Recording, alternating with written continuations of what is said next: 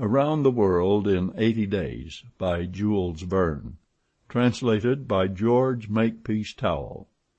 Chapter 2, in which Passepartout is convinced that he has at last found his ideal. "Faith," muttered Passepartout, somewhat flurried, "I've seen people at Madame Tussaud's as lively as my new master." Madame Tussaud's people, let it be said, are of wax, and are much visited in London. Speech is all that is wanting to make them human. During his brief interview with Mr. Fogg, Passepartout had been carefully observing him. He appeared to be a man about 40 years of age, with fine, handsome features, and a tall, well-shaped figure. His hair and whiskers were light, his forehead compact and unwrinkled, his face rather pale, his teeth magnificent. His countenance possessed in the highest degree what physiognomists call repose in action, a quality of those who act rather than talk. Calm and phlegmatic, with a clear eye, Mr. Fogg seemed a perfect type of that English composure which Angelica Kauffmann has so skilfully represented on canvas. Seen in the various phases of his daily life, he gave the idea of being perfectly well balanced, as exactly regulated as a Leroy chronometer.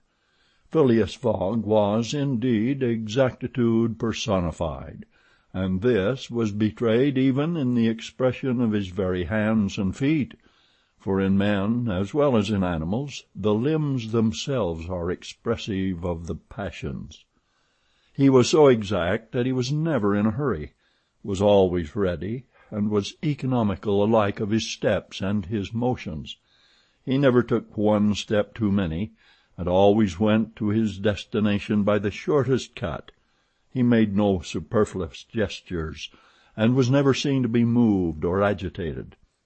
He was the most deliberate person in the world, yet always reached his destination at the exact moment. He lived alone, and, so to speak, outside of every social relation, and as he knew that in this world account must be taken of friction, and that friction retards, he never rubbed against anybody. As for Passepartout, he was a true Parisian of Paris. Since he had abandoned his own country for England, taking service as a valet, he had in vain searched for a master after his own heart. Passepartout was by no means one of those pert dunces depicted by Molière with a bold gaze and a nose held high in the air. He was an honest fellow, with a pleasant face, lips a trifle protruding, soft-mannered and serviceable, with a good round head, such as one likes to see on the shoulders of a friend. His eyes were blue, his complexion rubicund, his figure almost portly and well built, his body muscular, and his physical powers fully developed by the exercises of his younger days. His brown hair was somewhat tumbled, for while the ancient sculptors are said to have known 18 methods of arranging Minerva's tresses, Passepartout was familiar with but one of dressing his own. 3 strokes of a large tooth comb completed his toilet. It would be rash to predict how Passepartout's lively nature would agree with Mr. Fogg. It was impossible to tell whether the new servant would turn out as absolutely methodical as his master required. Experience alone could solve the question. Passepartout had been a sort of vagrant in his early years, and now yearned for repose. But so far he had failed to find it, though he had already served in 10 English houses. But he could not take root in any of these. With chagrin he found his masters invariably whimsical and irregular, constantly running about the country, or on the lookout for adventure. His last master, young Lord Longferry, Member of Parliament, after passing his nights in the Haymarket taverns, was too often brought home in the morning on policemen's shoulders. Passepartout, desirous of respecting the gentleman whom he served, ventured a mild remonstrance on such conduct, which, being ill received, he took his leave. Hearing that Mr. Phileas Fogg was looking for a servant, and that his life was one of unbroken regularity, that he neither travelled nor stayed from home overnight, he felt sure that this would be the place he was after. He presented himself and was accepted, as has been seen. At 11:30, then, Passepartout found himself alone in the house in Saville Row. He began its inspection without delay, scouring it from cellar to garret. So clean, well arranged, solemn a mansion pleased him. It seemed to him like a snail shell, lighted and warmed by gas, which sufficed for both these purposes. When Passepartout reached the second story, he recognized at once the room which he was to inhabit, and he was well satisfied with it.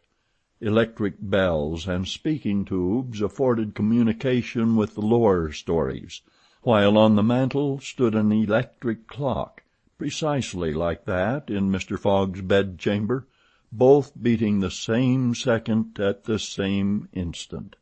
"That's good. That will do," said Passepartout to himself.